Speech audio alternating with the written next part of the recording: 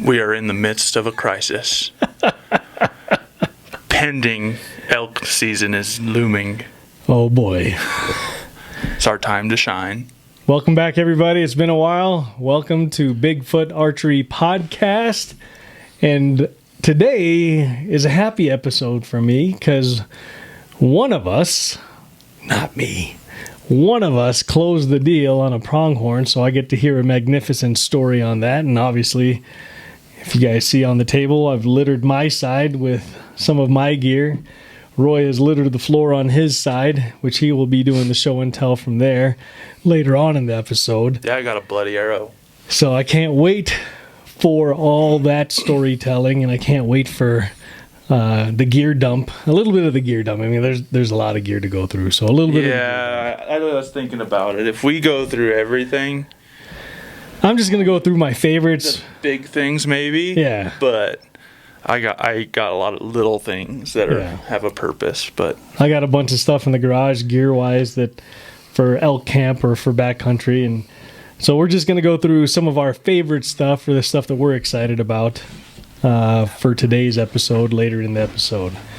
But without further ado, and before I forget, please like, subscribe, hit the bell notification, and leave a comment in the comment section for what's your favorite gear, or out of the things that we've shown today, what you like, didn't like, or would do different. So, yeah, Roy, or any questions too. Yeah, questions. That's absolutely. So, Roy, I have a question. How did your pronghorn hunting go? So, I'm going to preface this by this was my first time hunting them with a bow. Generally, people don't get too fired up about antelope hunting just because it's more of a harvest with a rifle. I mean, you could poke them out pretty far with a rifle, but I got a newfound respect for them, dude, because they are non-tolerant of anything, dude. Opening weekend, I missed a very nice buck. I would have been really happy. It was a poke. I was shooting my thumb button, whatever excuses, but shot over his back. He ducked a little bit, but then How far was the shot? That was 74. 74, okay. Yeah. And then the next weekend came back with a better plan, kind of had a little bit more intel on what they were doing. Okay. After sitting and watching and paying attention. So ran up Friday night, set my blind up in the dark and over a watering hole, kind of on a little mini dam, little cow feeding water that they were kind of going to there. And straight away in the morning, a couple does came in. It was a little poke. It was 64 yards. She was, directly across the water, and I was on the high ground, so the angle was not advantageous, but I was pretty confident in where I hit her. I mean, I smoked her. She was quarter in two. If this is the antelope, she was kind of quarter in two pretty hard. So, and I had the high ground, so I was aiming at her scapula, is where I was trying to go through, and that's where I hit, and it came out basically between her legs. So she didn't go far, like 150 yards, stood there and tipped over. It was real cool. But that's kind of my new jam, man. I liked that. It was a good area, first of all, so there was plenty of target opportunities. I saw a lot. So you were in that big old blind that I saw in your backyard. Yeah. Right? Now, when you shot, were you standing up in it since you were shooting down, or? No, I was able to sit down in it, but going to the blind, it was like the cheaper Taiwi brand, I think it is. Yeah, the Chinese Taiwi. Yeah. That blind's good and all, but sure. It didn't make sense to me why they make it see-through below the curtains, essentially. I don't want to see the ground. And then I was thinking about it. I'm a duck hunter. I've been duck hunting for 15, 20 years. I'm pretty good at it. And ducks are real squirrely like that, too. If they see anything wrong, they're not coming. So it kind of triggered me, and I got home that next Monday. Yeah. And I mean, I was like, we got to mud this blind. And I don't know if it's a common practice for big game guys, because I don't know if I've ever seen deer people do it. No, so for me, I've hunted out of blinds even for pronghorn. Even though the pronghorn that I did get with my bow, I was not in a blind. But I haven't had to do too much with my ground blind hunting big game. The closest one that I got, or the closest one that I did anything to it, was I was in a hay field and I threw some hay around it, but that was about it. Yeah, but I mean, so with duck hunting, you go to the nines with camouflage and all of that. Sure. So I went to the local dirt pile and filled up a few buckets and made a barrel of mud and pissed off the wife and used her mop to mop my blind. And yeah. Do you need this blind? She's like, yep. I was like, are the heads replaceable? Yep. All right. So then me and my daughter were out in the backyard making a mud pie on my blind, I mean, when the sunlight hits it, it don't reflect anymore. Sure. It makes a big difference, I think, to the way they look, for sure. Because they didn't look twice when they came in on Saturday morning. Right. They didn't think nothing of it. So, I mean, I could have sat there and waited, but I didn't want to go into September elk season with a tag in my pocket and missing a nice buck. Sure. So I was like, I'm putting meat in the freezer. Right. And that was the deal there. What were the broadheads you were using? It was the Sever 2.0s. Those are the hybrids? No, the regular Sever 2.0s. I don't know. I wasn't impressed with the sharpness of them. So I took apart every single one that I have and I razor bladed all of them. Okay. And yeah, this is the one that went through her. So. Yeah, buddy. I mean, shooting the iron wheels. The iron wheel veins. So the Sever 2.0, not the hybrid. Yeah, the regular. Got gold tip, black label quantums. 455 grains. Yep, 444. 445. Yeah. Iron wheel veins. This was your first year shooting the iron wheels, right? Yeah. So looks like it flew really spot on for you, man. Smooth through her. She didn't even know what happened. So that was a good plan that worked out. That's what I'm going to shoot for elk. So right on. I don't see anything that can change with that. I mean, it didn't slow down going through here. I mean, they're a lot smaller animal, of course, but sure. I mean, if you hit them in the right spot, you ain't gonna get too much pushback. The good part is, at least from what I hear, the bone is really tough, really dense because of the speed that they run at. Yeah. So the fact that it blew clear through from the front to the rear, that is a testament to the arrow build and our bow tuning. So yeah. I mean, go us on that one. If an arrow's flying straight, I mean, it's not going to lose energy when it hits something. I mean, exactly. Everybody's seen it all over the internet. Your flight is the most important thing, and a sharp broadhead. So right on. Check those boxes. That's awesome, dude. That's one of my favorite things during hunting season is hearing the awesome stories from my friends. One of the things that I don't know if he's going to end up splicing in the video or not, but during, because you went out twice, right? Yeah, it was 2 weekends. So the first weekend, he sends us this picture, me and the mythical Cliff, this picture of him just being hot in the blind. Yeah, it was hot. He has his shirt wrapped around his head and he's shirtless, and he's just like looking miserable in the ground blind. That was hilarious. It was warm, but you can't get it all. No, I tell you what, that's what makes hunting great. It's memories. Stories. Yeah, exactly. Me and my son in there getting hot, having fun, making jokes. Yep. That's half of it. More than half of it. That's why we do it, for the memories. So you already did a little bit of gear testing. So we saw your arrow and your broadhead.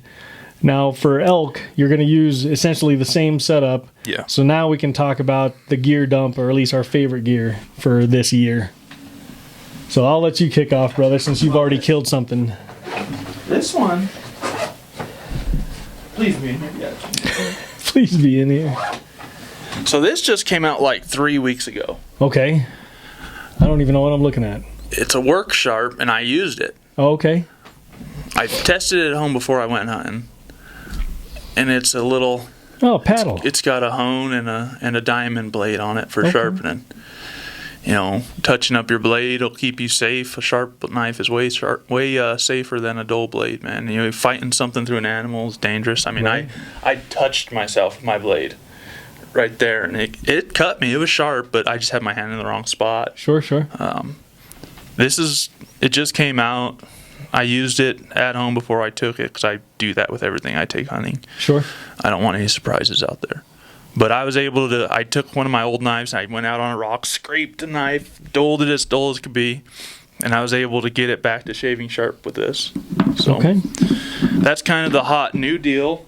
So Worksharp, if you're ever watching this, feel free to send us any sort of endorsement Yeah. deals. We like sharp stuff. That's true. Another surprise, I guess. I don't know if it's a surprise, but it's just part of the knife deal. My fixed blade. I mean, It's a Benchmade, right? Yeah, it's a Benchmade. S90V steel, Okay. full tang blade. A good fixed blade goes a long way. Sure. I mean, you can fold a folding knife on your hand and have a bad situation in the True field. story. I mean, this is mine. Yeah. This is the Bark River. So my Carta handle, I can't remember what the blade is, CPM That's 3V. a thick blade. So this is what That's I use as heavy an all around camp knife, backcountry knife. And Yeah. I know backcountry, that thing's big. Well, I'd rather have a really good knife than try to save weight, me personally anyways. A good first aid kit. I keep Yeah, I keep a tourniquet in it. It has a little Absolutely. ouchie kit, super glue. absolutely. I keep that on me. Water, Gatorade. I don't know. I travel kind of light because I tend to do day trips. Yeah. Little 6, 7, 8 mile trips throughout the day. I got reminded I needed to change my batteries in my rangefinder while I was antelope hunting too. So that was a good dry run. Nice. As far as like calls, I wasn't blessed to be able to use. I have an oddly shaped small pellet for a man my size. Oh, So this was something that I had to kind of suck up my ego. okay. I use kids reeds. All right. Yeah, so it's a little tiny guy. Okay. So I use the little tiny reeds. So I see Rocky Mountain is what you got. Yeah, And then they're that's the ones that make small ones. No one else makes small ones. That white one's, is that a Rocky Mountain? Yeah, or is it's that- a okay. Rocky Mountain too. All right. I have a Phelps, but it's just too big for my pellet. Okay. My pellet is real narrow. Sure. You can cut those though. Yeah, it's the metal though. Oh, This part. Tracking. It's the metal part is too big. I gotcha. So it'll sit there and flop sideways and get all turned around in my mouth, all goofy. So So I got those are the reeds I use, and then just a Phelps regular tube. So for me, I have backups. So I don't carry both of these. I carry And all 10 tubes. so I'll show the tubes in a little bit. But this is my lineup for this What's is your what I'll favorite? carry on a day basis. And then if I happen to lose one, somehow break one, or just worn out, like this one's Yeah. pretty worn Yeah, out, they'll wear out. then I'll go into the arsenal. So I got a whole bunch of Phelps, the different I colors. like that from Maverick Phelps. one. It sounds the best, I think. Yeah. So I When like can the get Maverick. it to work for me. That Pink, thing rips. gray, black. I have a couple of Rocky Mountains. I don't do as well with the Rocky Mountains. They don't feel as comfortable to me. They're tighter, I think, So from what I've remembered. yeah. From so when I mess with Phelps. The Phelps were a little softer. these are Phelps. They're American series. So far, I really like them. Yeah. I'm gonna give them a try this year. But to be honest, what I'm really excited about are these. I want to say they're Rivens. He's that new champion elk caller. He came out with his own call line, and you don't That have is an odd shaping metal tone board or whatever you want to call that. you don't have to push as much air through, which to me I think is easier. Yeah. Some guys really like that back pressure. I was talking to some of the guys at the local archery shop, Yeah. the retail shop, and they said, "No, I'm blowing too hard and it sounds terrible." But for me, when I tried these out, they already felt broken in, That's nice. and let's see how I can not embarrass myself.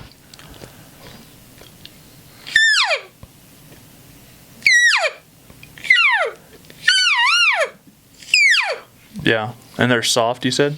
Yeah, I like them. I like them when they're easier to. When it's a call for me, even with duck calls, I like the easier to blow stuff because then it's easier to find the range to me. Because with duck calls, they have ones that take a lot, and they to get to that top end. But I like the ones that are softer, where it's easier to get to the high end quicker. Yeah, yeah. And these, like I said, you don't have to force as much air. Yeah. Like, say for example, if I use, I can't remember what if Hodge is supposed to be the Phelps American line.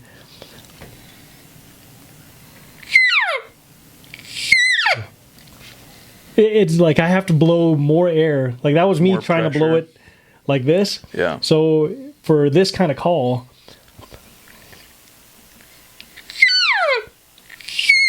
Those red ones, though, that Phelps has are supposed to be softer. And from what I remember, it was because I had one that was working good for me. I cut it down. That sounds good compared to that other one.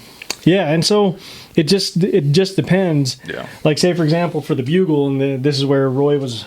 I'll bring the bugle down. Yeah, you need to carry all those when you go hunting. So I do not carry all of these when I go hunting. So that's the daddy of them all right there. The old standby That's the one I Phelps. got. Yeah. And then I was just messing around with this.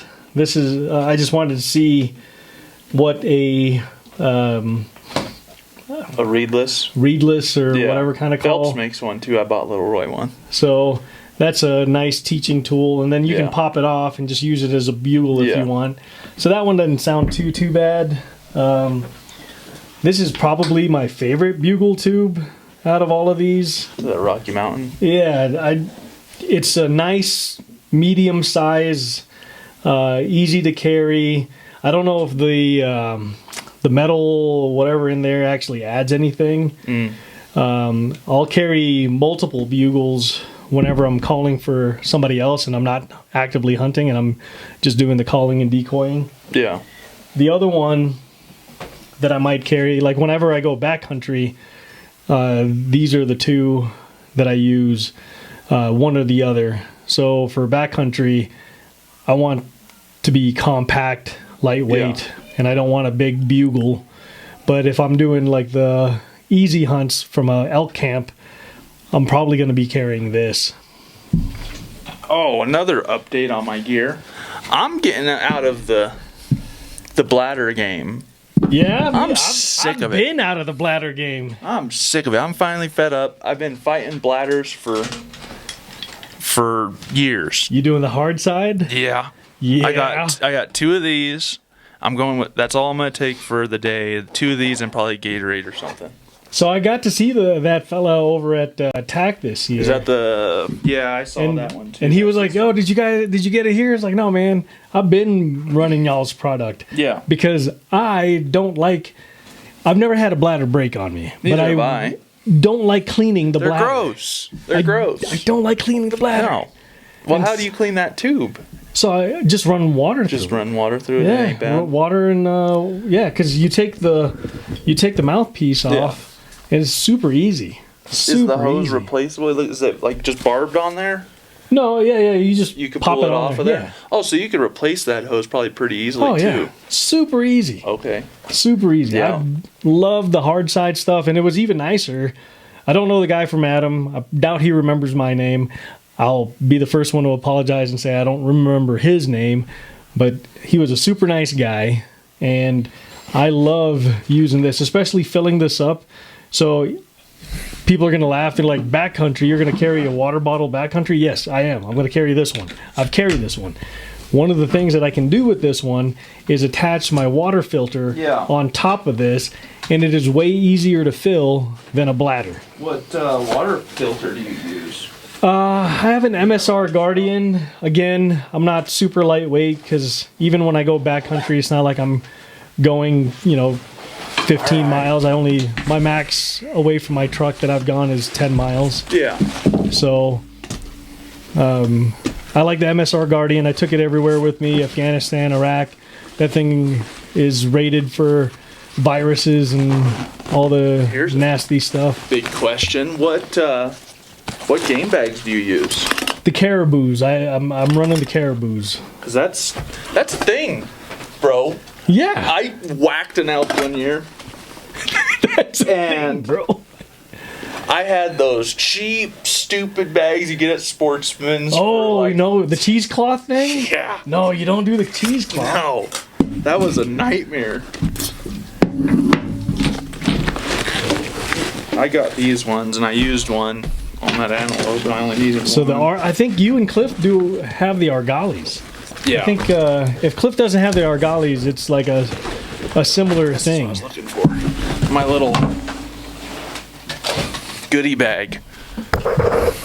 So yeah, the argalis, they are huge. Yeah. I mean, you can fit some meat in that thing. So I kind of have a redundant water system. Okay. Is that a platypus? What is that? Life straw. Okay. And then I'm a weird person. I like the taste of iodine tablets. Ooh, you are a weird person. Not a lot of people do. But it grew on me. So Matches. I carry an emergency, Yeah. but not as a matter of use. I don't mind it. It's weird. Not a fan. You ever tried these?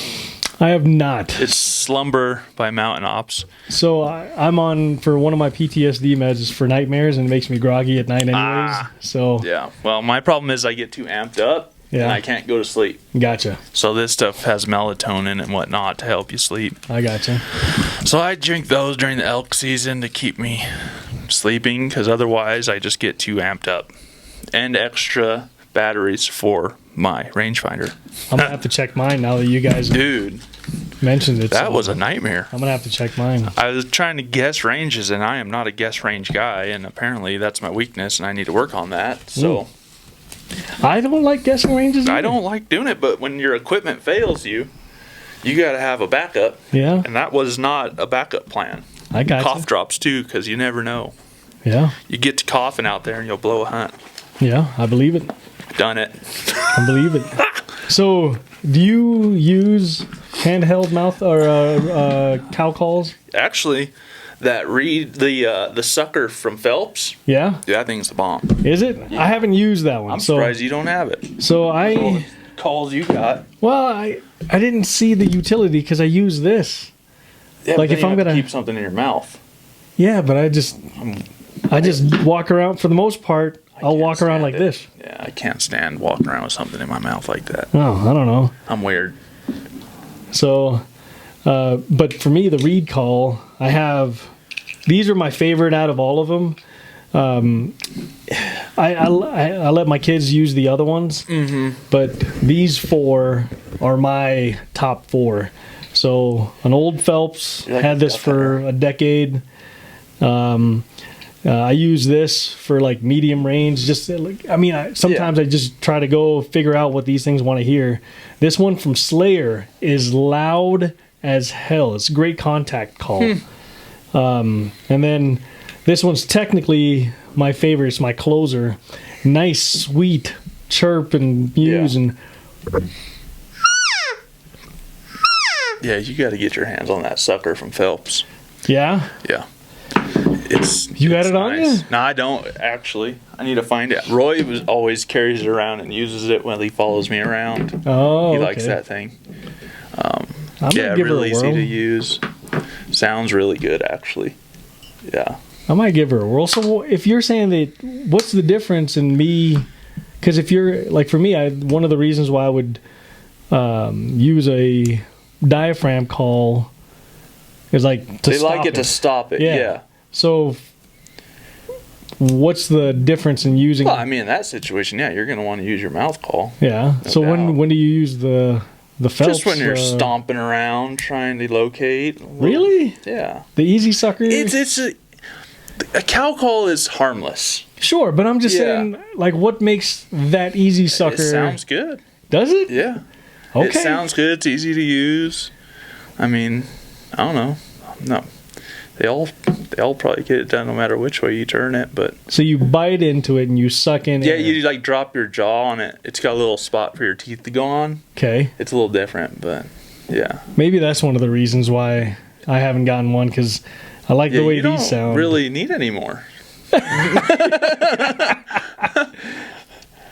I just like playing around. Like this one's Yeah. not a bad one either from Primo's. I want to say this is Primo's. Yeah, Primo. Also, I use reflective paracord on a lot of my gear. Oh, you got to. It's the bomb. Dude, I have lost so many different things because I think that I got to be cammied out.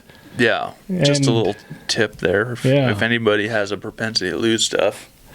So now that we got some of the small gear out, I mean, like, there's nothing exciting about my glass. It's just normal Swaros. I have some an old Nikon with the image stabilization for the rangefinder. Bino Pack is outdoor vision gear. I love calling them my OVGs. Nice and simple.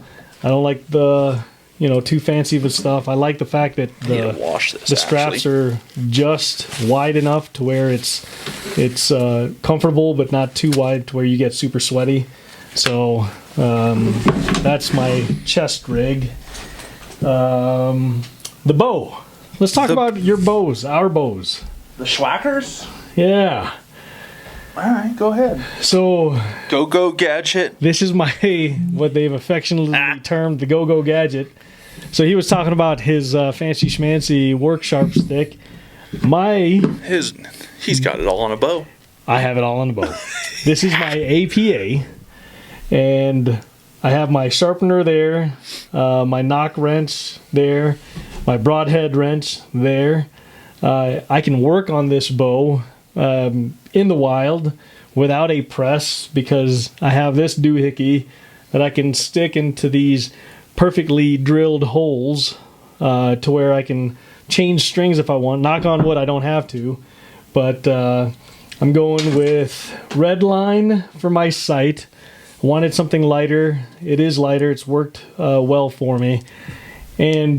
But what I'm most excited about on this rig, as far as something new and cool, although some people might call it gimmicky, I picked up a bow hitch. So these guys out of New Mexico, fellow firefighters. I used to be a firefighter when I was stationed in Alabama, and I love supporting my brother firefighters. And this thing is really nice. It helps me carry my bow when I'm not on a stock. So when I'm on a stock, obviously I have arrows loaded. But when I'm not on a stock, it really saves. And for me, for those who don't know, I'm going to put a little oversharing. I'm 100% disabled. So every part of my body hurts. I have arthritis, tendonitis, carpal tunnel in my hands and forearms. And so I just got done rehabbing my left hand. So to not have to carry anything in my hand and use the grip is nice. You're running a single pin vertical? Yeah. You're a wild man. What? Why? I don't know, man. That's just... hey, you do you, bro. I've been shooting this well I over at know Kurt it. Gowdy. That's because I had to fix it. You get out of here. Hey, So the bow hitch is probably something I'm most excited about on this bow. The bow itself shoots how much does it weigh? 6.5 pounds. Wow, that is so light. Oh, that's one of the nice things Yeah. about the APA. This is fully kitted out. It's 6.5. If I added my arrows, I don't Yeah. run a quiver on it. Yeah. Because I like using a hip quiver. Yeah. So they don't make these anymore. My son put it over here. Hold on a second. God, I can't believe how light that bow is. They don't make these anymore because Quickie, I think, is out of business. But this is a hip quiver. And what's nice about this is you can angle it. What broadheads? And so I'm running primary broadheads. I'm torn. I'm really torn. You got like 4. No, I've I've already shot my broadheads. These hit where my field points hit. So because of Lusk will never watch this video, but if you do, Lusk, Mr. Lusk, John Lusk from Lusk Archery Adventures or whatever your tagline is, you did 2 videos that had me thinking real hard. Oh boy. One was the Q80 Exodus 125 grain, which is his highest rating broadhead of all time. And I have those. Cliff shot his elk last year at 75 yards with one of those. Mm-hmm. But he also reviewed one that was much more inexpensive than the... So I have the Exact. Yeah, the Exact. So, and they fly so well. Both of them fly so well. Yeah. So one of the reasons... they're both 3-blade, but one of the reasons why I like the Exact is I can put them on a flat stone sharpener and sharpen them super easy, whereas the Q80s are replaceable blades. Yeah. And so, they're replaceable.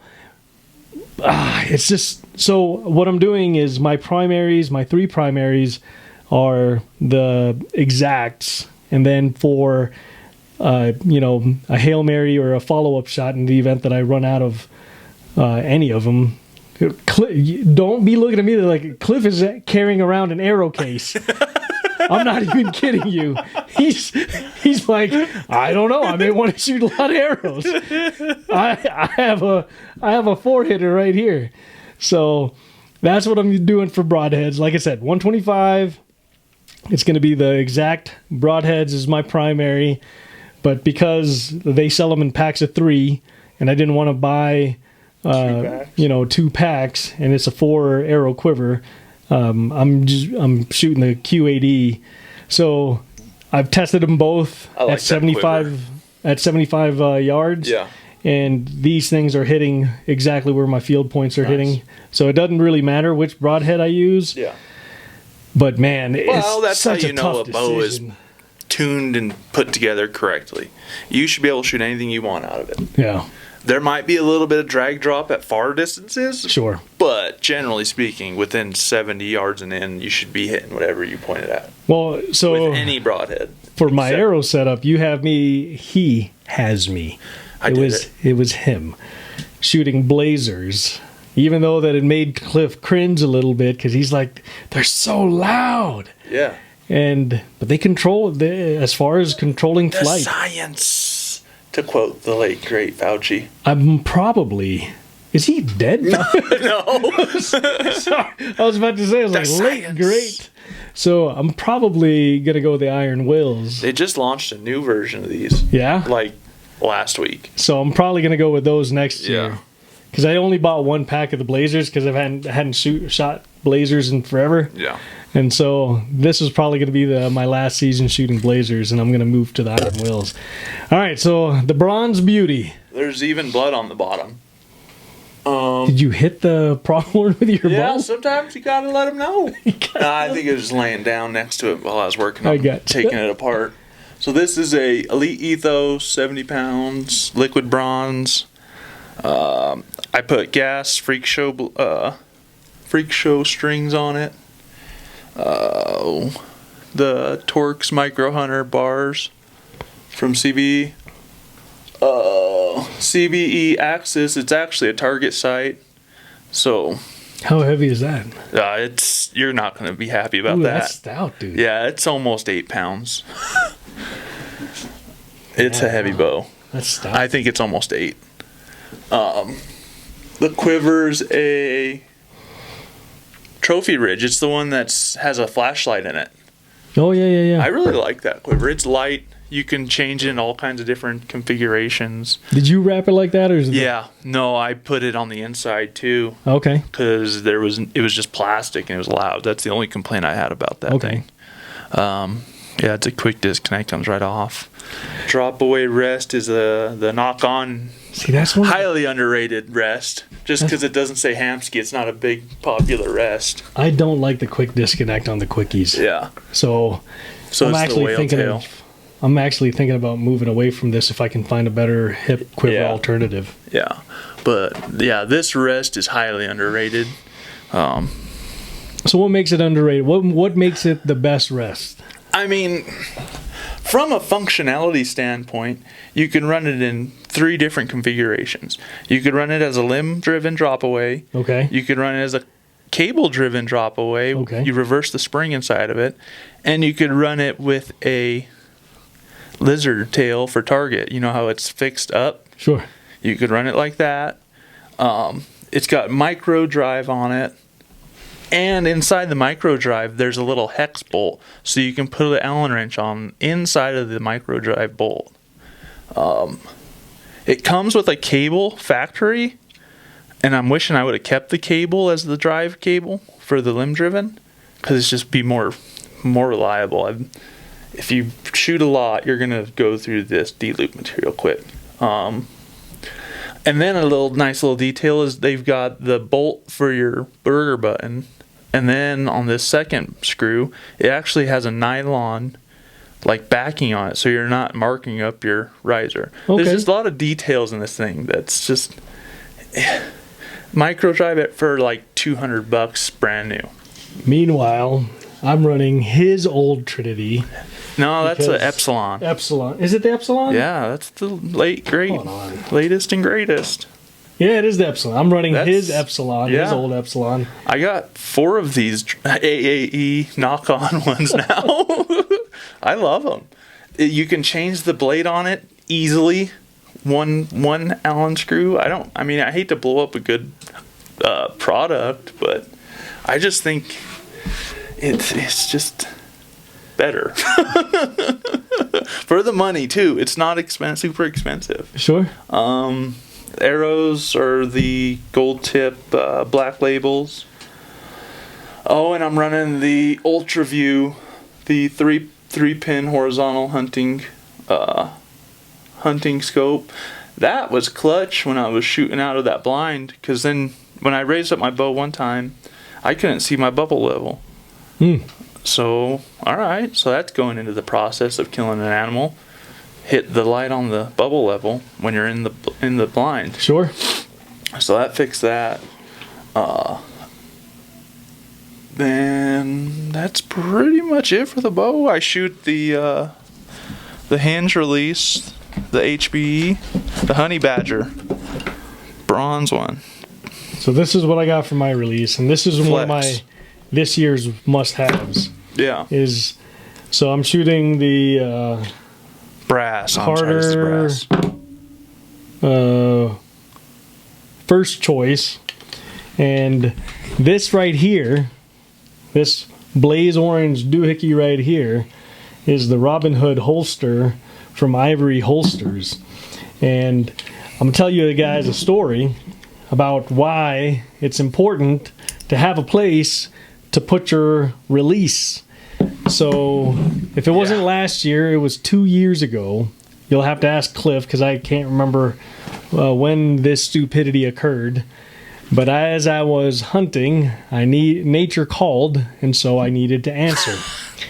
And so I found a log, sat over it, doing my business, when out of the blue I hear there was a whole commotion in the forest. And I was thinking to myself, boy, howdy, what is going on? I look, and it's a herd of elk, and they're not too far from where I'm sitting.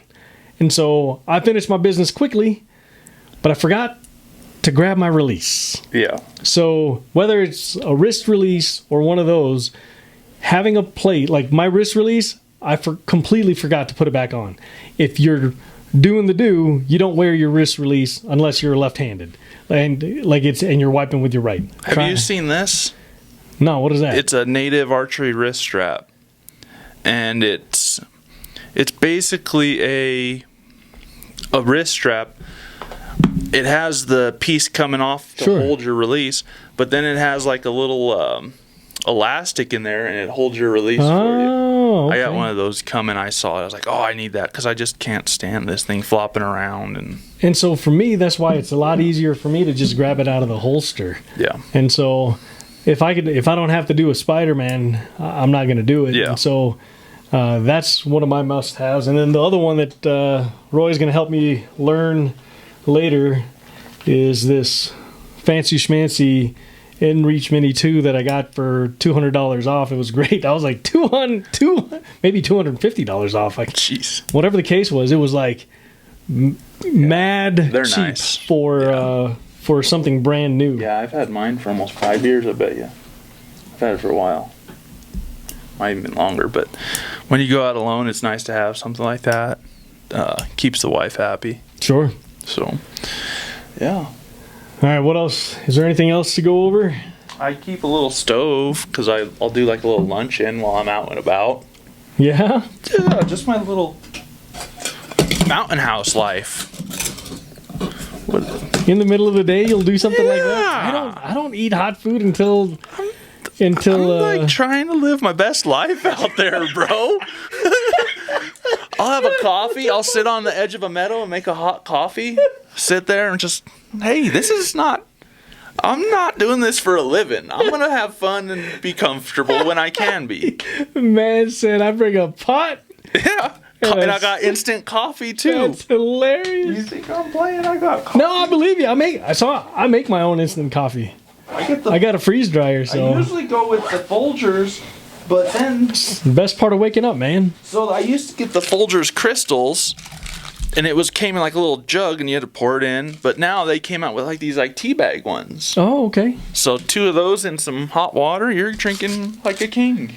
But if it's instant coffee, doesn't it just dissolve? So that's not technically instant coffee then, right? I don't judge. It tastes like coffee. Yeah, sure, all right. Sardines go a long way too. You are hilarious, dude. I can't wait to go hunting with you. This is going to be a new hunting style. Liquid IV. Cliff and I don't have a pot in the middle of the day. Insane, bro. We normally have those like almond bars or whatever. Yeah, like a protein bar here or there. It depends how the weather's going. If it's really sunny and hot, I'm gonna bask like the elk do. I'm gonna relax. I don't drink coffee but once, and that's in the morning. The fact that you have like essentially, it's tea time. Yeah. Sorry. You don't have to apologize to me, man. Yeah. I think it's going to be hilarious when I get to hunt with you for the first time this year. I love sitting in the sun with a hot cup of coffee on the edge of a meadow. That's awesome. Take a little nap. Let's see. Relax. Did I miss anything as far as gear? I think that's about it. As far as we don't want to go through everything. I go pretty light. Peanut butter and honey. Yeah. Pack that. That's in there right now. I'll be freeze drying all my meals for this season, and I get to do Filipino food, freeze dried Filipino food. So once we have the recipes dialed in, just so you guys know, if you want to buy freeze dried Filipino food for the backcountry. So, just in case you guys were wondering, I am not Mexican or Native American. I am Filipino. That's why I'm talking about Filipino food. So I'm going to have some freeze-dried Filipino meals, some adobo. Oh, yeah. Oh, yeah. Filipino adobo. Wow. It's going to be good. I'll have biscuits and gravy. Freeze-dried? Oh, yeah. Mountain House has a killer biscuits and gravy. Oh, my gosh. Mountain House is so chock full of random things. I'm going to make my own. There you go.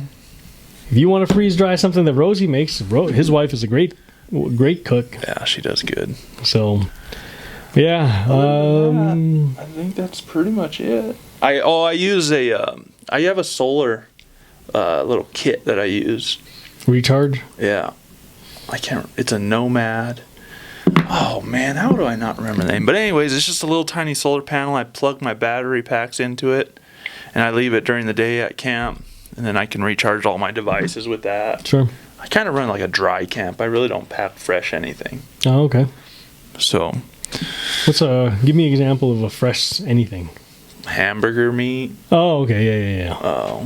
Just like fresh food like that. I'm with you. Yeah. That's why I pack light. One of the reasons I got a freeze dryer is because I don't like having to do that and something spoil. Yeah, I just want to be able to go when I want to go. Sure. That's why I just pick up and go on a Friday afternoon, and my truck's packed. I just got to add ice and water.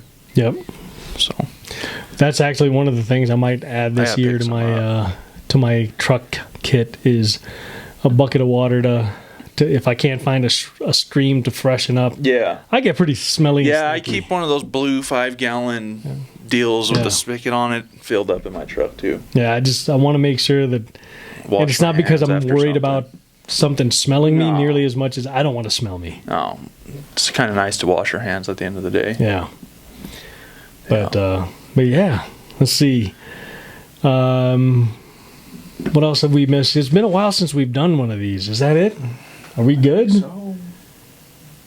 other than that, nothing left but the whacking and stacking. Yeah, rip it, grip it, and rip it. Yeah, Whack I don't and know stack. about gripping and ripping. But I will say that shot IQ stuff is legit. Like, I made that shot on that antelope 100% under control. And I missed that buck using my thumb button. And I mean, the thumb button, I have it maxed out in the travel and all that. But as soon as I switched over to my hinge, I mean, it has a long enough travel in it to where I can be like, okay, I need to remember to keep rolling through this. It gives me enough time to think about it. Not just a snap, boom, you know? So after we record this, one of the things that my family and I were thinking about was either going to the local archery clubs, Cheyenne Field Archers, where we're members, but also maybe thinking about going to Kurt Gowdy and shooting the outdoor course. One of the things that I've learned is when I get tired, I don't hold into my shot and pull through my shot nearly as much as I should. That was made evident to me when we did tack. And after we got halfway through, I could barely even just draw it back. Yeah. And without having to exert much more effort. And then all my shots ended up going left over and over. And then I did a test when we got back and just pulling hard back through. Yeah. And with the follow through, I'm smack dead on. And so I'm trying to train my mind. Okay, you're tired. Stop being a wuss. Yeah. Pull the shot through. Yeah. Pull through the shot, rather. Yeah. Right. So, all right. Well, that seems to be the best way to wrap it up. One of the things to look forward to. One of these days, I will learn how to splice together videos, not on my phone. I think I've kind of been okay with doing that. But I did finish my longbow. I can't remember if we ever talked about me finishing my longbow. But I did finish that, and there was a bow making, some videos from the bow making that we'll be doing in the future. And hopefully we'll have some cool stories during elk season to share with you guys too. Yeah. But until then, don't forget to like, comment, subscribe, turn on the bell notification, support us. This is one of those beautiful things where you have two run-of-the-mill men, families, living their best life, as Roy says. Yeah. Go get them. September's coming.